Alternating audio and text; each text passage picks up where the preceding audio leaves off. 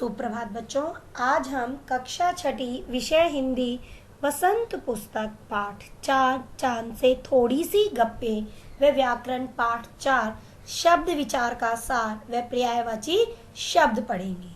तो बच्चों देखिए, कविता है हमारी चांद से थोड़ी सी गप्पे और इस कविता के कवि हैं शमशेर बहादुर सिंह। तो बच्चों इस कविता में चांद के द्वारा उसके घटने बढ़ने के रूप का वर्णन किया गया है कि चांद को एक बीमारी है।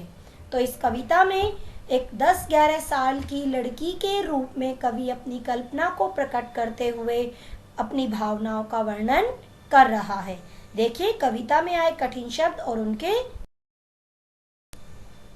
कुल, सारा, स्मित, दिशा, गोकी, यद्यपि, दम, सांस, बुद्धू, बेवकूफ, निरा, पूरा, मरज, बीमारी। तो बच्चों कुल, सारा, स्मित, दिशा, गोकी, यद्यपि या जबकि, दम, सांस, बुद्धू, बेवकूफ, निरा, पूरा। आगे देखिए बच्चों व्याकरणिक ज्ञान। इस कविता में चांद के लिए आए विशेषण शब्दों का प्रयोग किया गया है। गोरा चिट्टा, गोल मटोल सर्वनाम शब्द हैं इस कविता में। आप, अपनी, हमको, ये इस तरह के शब्द हैं जो चांद के लिए प्रयुक्त हुए हैं। अब पढ़ते हैं हम कविता। देखिए, गोल है खूब मगर आप तिरछे नजर आते हैं जरा, आप पहने हुए हैं कुल आकाश तारों जड़ा, सिर्फ मुंह खोले हुए हैं अपना गोरा चिट्टा गोल मटोल, अपनी पोशाक को फैलाए हुए चारों सिमत, आप कुछ तिरछे नजर आते हैं जाने कैसे, खूब है गो की वाह जी वाह, खूब है गो की वाह जी वाह, हमको बुद्धू ही निरा समझा है, हमको बुद्धू ही निरा समझा है, हम समझते ही नहीं जैसे कि आपको बीमारी है, आप घटते हैं तो घटते ही चले जाते हैं और बढ़ते हैं तो बस यानी कि बढ़ते ही चले जाते हैं, दम नहीं लेते हैं जब तक बिल्कुल ही गोल न हो जाए, बिल्कुल गोल, यह मरज आपका अच्छा ही नहीं होने में है आता। तो यहाँ पर कवि बता रहे हैं कि एक 10-11 साल की लड़की जब चांद को देखती है तो उसके मन में किस तरह की कल्पनाएं उठती हैं और उस लड़की के माध्यम से कवि अपनी कल्पनाओं और अपनी भावनाओं का वर्णन कर रहे हैं। देखिए कविता, इस कविता में कवि ने 10-11 साल की लड़की की कल्पना को प्रकट करते हुए पूर्णिमा के गोलमटोल चांद के बारे में अपनी भावनाओं को प्रकट किया है। देखिए बच्चों, तो यहाँ पर जिस प्रकार के भाव एक 10-11 साल की बालिका के मन में उठते हैं उस तरह के भावों को कवि ने इस कविता में प्रकट किया है। तो पूर्णिमा के समय जब चांद पूरी तरह गोल होता है तो उस समय पर लड़की चांद को देखते हुए कहती है कि चांद गोल मटोल है पर तिरछा नजर आता है। यानी वो इस तरह देख रही है कि चांद गोल मटोल है फिर भी वह तिरछा नजर आ रहा है। यानी चांद के घटने और बढ़ने के स्वरूप का वर्णन उसे अच्छी तरह नहीं पता। देखिए, उसने तारों से जड़ा हुआ आकाश रूपी वस्त्र पहन रखा है। जब वह बालिका चांद की ओर देखती है तो उसे ऐसा लगता है कि चांद ने आकाश रूपी चादर को ओढ़ रखा है और चांद का यह आकाश रूपी वस्त्र चारों दिशाओं में फैला हुआ है।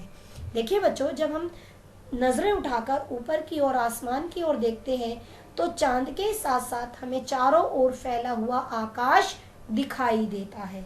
तो वह बालिका कहती है कि ऐसा लगता है कि चांद का यह आकाश रूपी वस्त्र चारों दिशाओं में फैला हुआ है। केवल चांद का गोरा चिट्टा व गोल मटोल चेहरा ही दिखाई दे रहा है।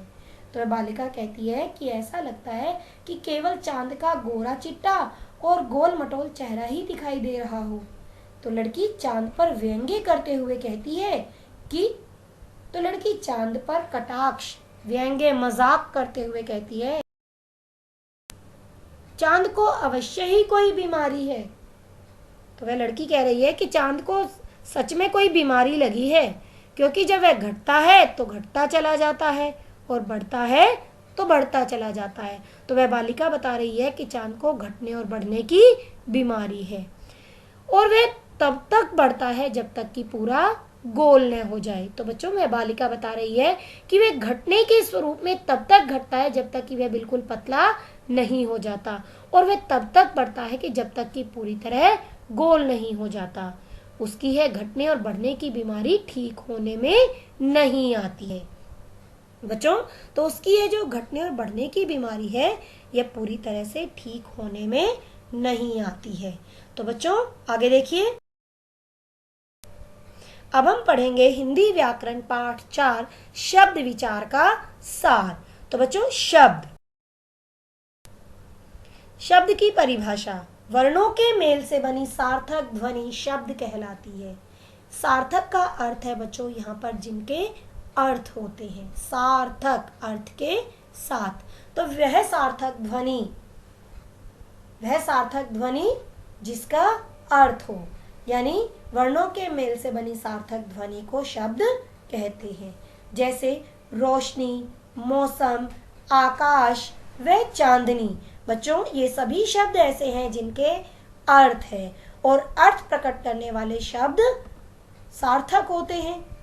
तो बच्चों, अब है शब्दों का वर्गीकरण, यानी शब्दों को 4 आधारों पर बांटा गया। शब्दों का वर्गीकरण स्रोत के आधार पर, रचना के आधार पर, शब्द विकार के आधार पर, या हम कह सकते हैं कि प्रयोग के आधार पर, और नंबर 4 अर्थ के आधार पर। यानी शब्द को 4 आधारों पर बांटा गया है, स्रोत के आधार पर, रचना के आधार पर, शब्द विकार या प्रयोग के आधार पर, और नंबर 4 अर्थ के आधार पर। स्रोत के आधार पर बच्चों 4 भेद होते हैं, तत्सम, तद्भव, देशज और विदेशी। रचना के आधार पर शब्द के 3 भेद होते हैं, रूढ़, यौगिक, योग रूढ़। और शब्द विकार या प्रयोग के आधार पर शब्द के 2 भेद होते हैं, विकारी और अविकारी। और अर्थ के आधार पर बच्चों आपकी पुस्तक में 4 भेद बताए गए हैं। देखिए, एकार्थी शब्द, अनेकार्थी शब्द, पर्यायवाची शब्द और विलोम शब्द। तो बच्चों, इस तरह शब्द को 4 आधारों पर बांटा गया है। तो अब हम पढ़ते हैं स्रोत के आधार पर। स्रोत के आधार पर शब्द के 4 भेद हैं, तत्सम शब्द, तद्भव शब्द, देशज या देशी शब्द, और नंबर 4 विदेशी शब्द। इस तरह बच्चों स्रोत के आधार पर शब्द के 4 भेद हैं। तो तत्सम शब्द जो शब्द संस्कृत भाषा से हिंदी भाषा में उसी रूप में प्रयोग किए जाते हैं उन्हें तत्सम शब्द कहते हैं। तो प्यारे बच्चों, तत्सम शब्द ये संस्कृत भाषा के ऐसे शब्द हैं जो उसी रूप में हिंदी भाषा में प्रयोग किए जाते हैं, इनमें कोई बदलाव नहीं आता। ये संस्कृत में से ज्यों के त्यों उसी रूप में प्रयोग कर लिए जाते हैं। और जैसा कि मैंने बताया था कि तत् और सम यह 2 शब्दों से मिलकर बना है, और तत् का अर्थ होता है उसके और सम का अर्थ होता है समान, यानी संस्कृत भाषा के समान शब्द, यानी जैसे वो संस्कृत में बोले पढ़े जाते हैं उसी प्रकार हिंदी में, इनमें कोई बदलाव नहीं आता। तो बच्चों, ऐसे शब्द कौन कौन से होते हैं? देखिए, सर्प, गौ, अग्नि, कार्य, मस्तक, पत्र, दिवस, दुग्ध, जन्म, ये ऐसे शब्द हैं जो संस्कृत भाषा के शब्द हैं, ये उसी रूप में हिंदी भाषा में प्रयोग किए जाते हैं। तो बच्चों, अब हम पढ़ेंगे तद्भव शब्द। देखिए, तद्भव शब्द जो शब्द संस्कृत भाषा से हिंदी भाषा में कुछ रूप बदलकर प्रयोग किए जाते हैं उन्हें तद्भव शब्द कहते हैं। तो बच्चों अभी मैंने बताया कि जो उसी रूप में प्रयोग किए जाते हैं वो तत्सम शब्द, और जो शब्द संस्कृत भाषा के हैं किंतु हिंदी भाषा में कुछ रूप बदलकर प्रयोग किए जाते हैं उन्हें तद्भव शब्द कहते हैं। जैसा कि मैंने अभी आपको शब्द बताए थे, सर्प तत्सम है और सांप तद्भव है, गौ तत्सम है और गाय तद्भव है, अग्नि तत्सम शब्द है और आग तद्भव शब्द है, कार्य तत्सम शब्द है और काम तद्भव शब्द है। बच्चों तो संस्कृत भाषा से हिंदी भाषा में जो कुछ रूप बदलकर प्रयोग किए जाते हैं उन्हें तद्भव शब्द कहते हैं। तो बच्चों अब हम पढ़ते हैं देशज और विदेश।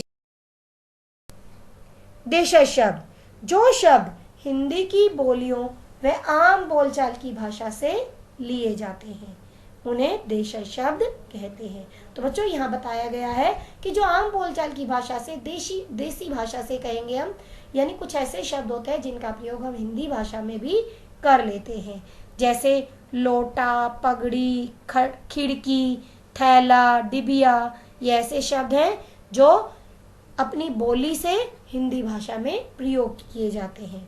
अब देखिए विदेशी शब्द, जो शब्द अरबी, फारसी, तुर्की, अंग्रेजी व अन्य भाषाओं से हिंदी भाषा में प्रयोग किए जाते हैं उन्हें विदेशी शब्द कहते हैं।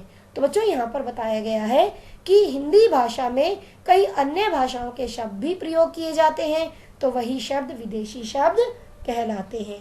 बच्चों हमारे भारत पर अनेक देश के शासकों का शासन रहा था, तो उनकी भाषा के शब्द हमारी हिंदी भाषा में प्रयोग कर लिए जाते हैं, तो यही शब्द हमारे विदेशी शब्द कहलाते हैं। जैसे देखिए कागज, दफ्तर, चाकू, डॉक्टर, टेलीफोन, स्कूल, कॉलेज, ये ऐसे शब्द हैं जो हमारे हिंदी भाषा के शब्द नहीं हैं। तो बच्चों अब आगे देखिए, रचना के आधार पर शब्द भेद। रचना के आधार पर 3 भेद होते हैं, मूल शब्द, यौगिक शब्द और योग रूढ़ शब्द। बच्चों मूल शब्द या रूढ़ शब्द दोनों एक ही होते हैं, तो मूल शब्द, रूढ़ शब्द, यौगिक शब्द और योग रूढ़ शब्द। अब देखिए मूल शब्द किसे, मूल या रूढ़ शब्द वे सरल शब्द जिनके और छोटे अर्थवान खंड नहीं किए जा सकते, यानी ऐसे सार्थक शब्द जिनके टुकड़े नहीं किए जा सकते उन्हें मूल शब्द कहते हैं। तो बच्चों यहाँ पर बताया गया है कि ऐसे सार्थक शब्द जिनके हम टुकड़े नहीं कर सकते वे मूल शब्द या रूढ़ शब्द कहलाते हैं। आगे देखिए यौगिक शब्द। यौगिक या तो ये तो इनके नाम से ही पता चला, यौगिक मतलब योग, जोड़ से। तो वे शब्द जो 2 या 2 से अधिक शब्दांशों व शब्दों के योग से बनते हैं और जिनके टुकड़े करने पर भी उन टुकड़ों का कोई अर्थ निकलता है, वे यौगिक शब्द कहलाते हैं। तो बच्चों यहाँ पर बताया गया है कि जब हम टुकड़े करते हैं किसी शब्द के तो उन टुकड़ों के भी अर्थ निकलते हैं, यानी अर्थवान टुकड़े हैं वो, यानी अर्थ प्रकट करने वाले शब्द हैं वो, तो उन्हें कहते हैं हम यौगिक शब्द। आगे देखिए योग रूढ़ शब्द, जो शब्द यौगिक होते हुए भी किसी विशेष अर्थ को प्रकट करते हैं उन्हें योग रूढ़ शब्द कहते हैं। तो बच्चों यहाँ बताया गया है कि ये यौगिक तो होते हैं किंतु ये कोई मूल या साधारण अर्थ प्रकट नहीं करते, ये कोई विशेष अर्थ प्रकट करते हैं। तो विशेष अर्थ प्रकट करने वाले यौगिक शब्द योग रूढ़ कहलाते हैं। देखिए मूल शब्द, फल, पेड़, पशु, घर, ये मूल शब्द हैं। यौगिक शब्द ईमानदार, पाठशाला, रसोई घर, बच्चों ये यौगिक शब्द हैं। देखिए 2 शब्दों के मेल से बने हैं, ईमान जमा दार और पाठ जमा शाला, रसोई जमा घर। अब देखिए ये तीनों शब्द 2 शब्दों के योग से बने हैं। अब है योग रूढ़ शब्द, पंकज, श्वेतांबर, गजानन, ये 2 शब्दों के योग से भी बने हैं किंतु ये कोई विशेष अर्थ प्रकट करते हैं। तो जलज, पंकज, नीरज, वारिज ये कमल के पर्यायवाची हैं बच्चों। श्वेतांबरा, श्वेतांबरा बच्चों, श्वेतांबरा यहाँ पर कहा गया है सरस्वती को। तो श्वेतांबरा सरस्वती देवी, वो जो सफेद वस्त्र पहनती हैं, विद्या की देवी। गजानन, गज के समान मुख यानी गणेश। तो बच्चों योग रूढ़ शब्द में पंकज, श्वेतांबरा और गजानन। इस तरह से बच्चों ऐसे विशेष यौगिक शब्द जो कोई विशेष अर्थ प्रकट करते हैं वे योग रूढ़ शब्द कहलाते हैं। आगे देखिए बच्चों, शब्द विकार या प्रयोग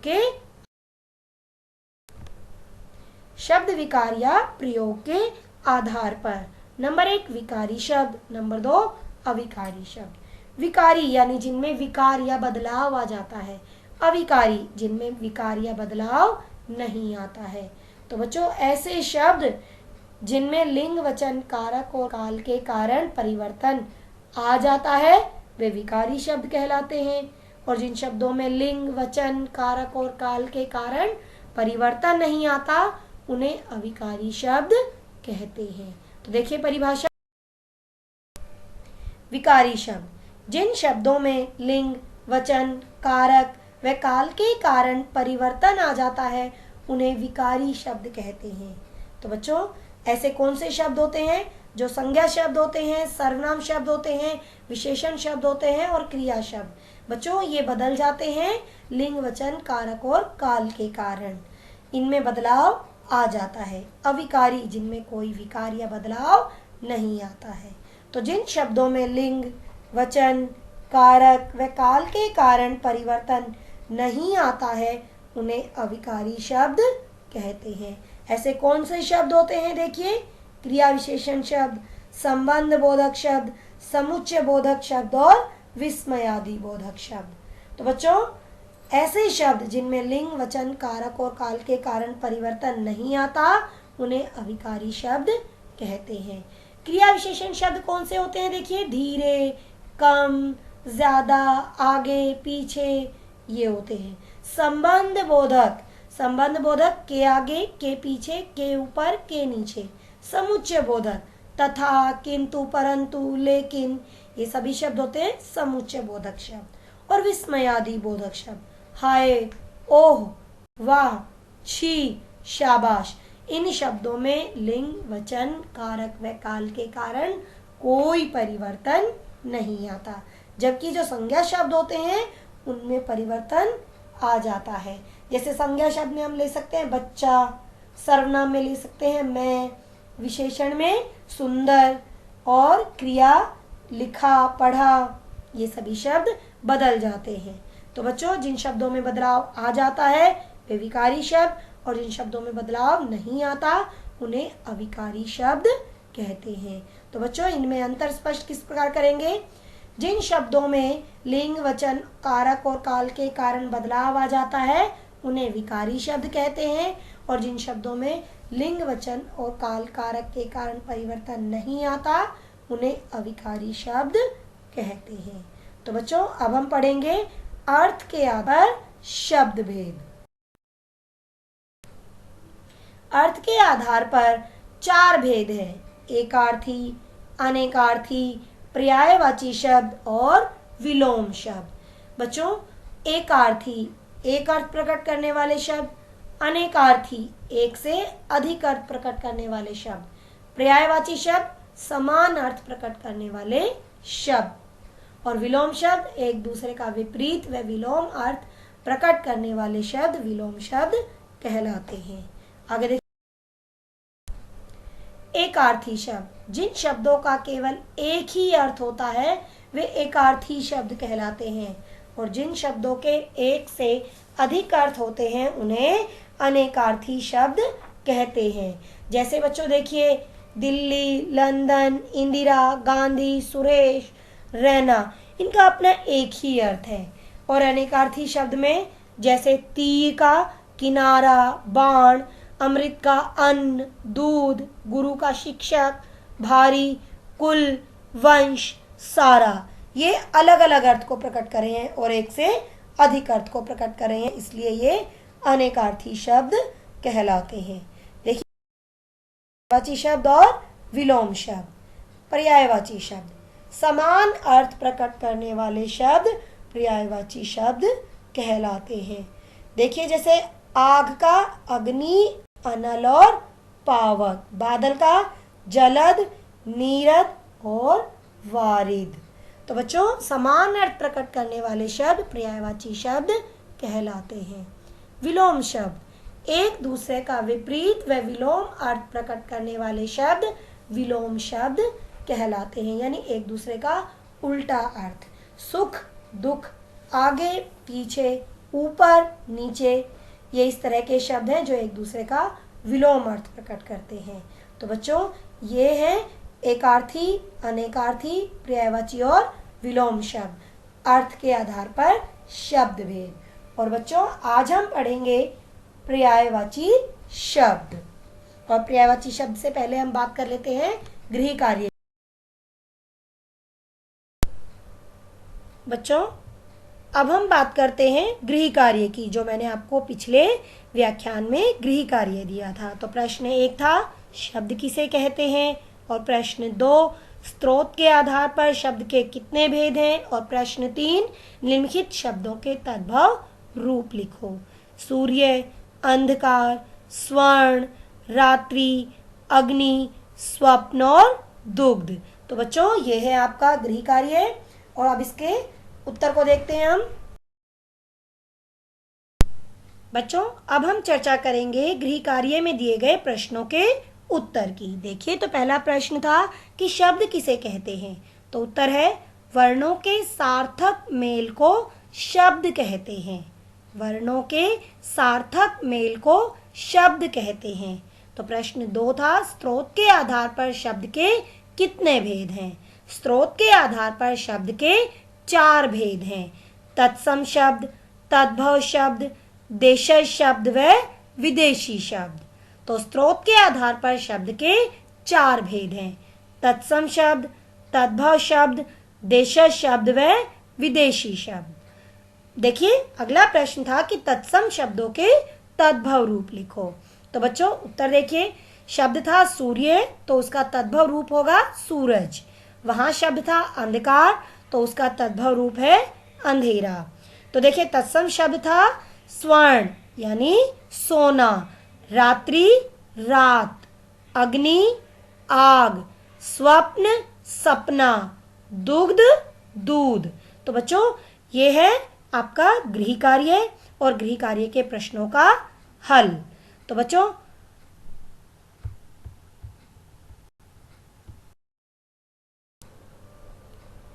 अर्थ के आधार पर शब्द भेद। तो बच्चों पर्यायवाची शब्द अर्थ के आधार पर शब्द भेद का एक भेद है। तो एकार्थी शब्द, अनेकार्थी शब्द, विलोम शब्द व पर्यायवाची शब्द। पर्यायवाची शब्द देखिए समान अर्थ प्रकट करने वाले शब्द पर्यायवाची शब्द कहलाते हैं, यानी एक जैसा अर्थ प्रकट करने वाले शब्द, और एक से अधिक भी होते हैं जो समान अर्थ को प्रकट करते हैं। तो बच्चों समान अर्थ प्रकट करने वाले शब्द पर्यायवाची शब्द कहलाते हैं। अब हम चर्चा करेंगे कुछ पर्यायवाची शब्दों की। देखिए अंधेरा, अंधकार, तिमिर, तम, अमृत, सुधा, पीयूष, सोम, असुर, दानव, राक्षस, दैत्य, आँख, नेत्र, नयन, लोचन, ईश्वर, भगवान, प्रभु, परमात्मा, कपड़ा, वस्त्र, पट, चीर, कमल, जलज, नीरज, पंकज। तो बच्चों देखिए अंधेरा, अंधकार, तिमिर, तम, अमृत, सुधा, पीयूष, सोम, असुर, दानव, राक्षस, दैत्य, आँख, नेत्र, नयन, लोचन, ईश्वर, भगवान, प्रभु, परमात्मा, कपड़ा, वस्त्र, पट, चीर, कमल, जलज, नीरज, पंकज। आगे देखिए बच्चों किनारा, तट, कूल, तीर, गंगा, सुरसरी, देवनदी, भागीरथी, सुरसरी, देवनदी, भागीरथी, गणेश, गणपति, गजानन, गजमुख, गणपति, गजानन, गजमुख। गाय, गौ, धेनु, सुरभि। घर, गृह, धाम, आवास। घोड़ा, अश्व, है, तुरंग, बाजी। घोड़ा, अश्व, है, बाजी। चंद्रमा, शशि, चांद, इंदु। आगे देखिए, जल, पानी, नीर, वारी। तलवार, असी, शमशीर, खड्ग। तालाब, सर, सरोवर, ताल। दिन, दिवस, वार, दिवा। देवता, देव, सुर और अजर, अजर जो कभी नहीं मरते। धरती, भू, भूमि, धरा। तो बच्चों ये है पर्यायवाची शब्द।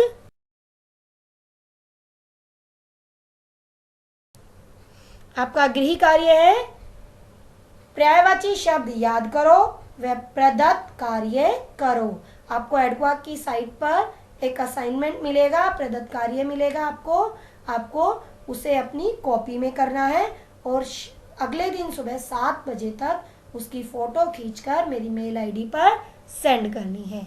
बच्चों हमारी वीडियोस को लाइक करो और एडक्वाक के चैनल को, यूट्यूब के एडक्वाक चैनल को सब्सक्राइब करो।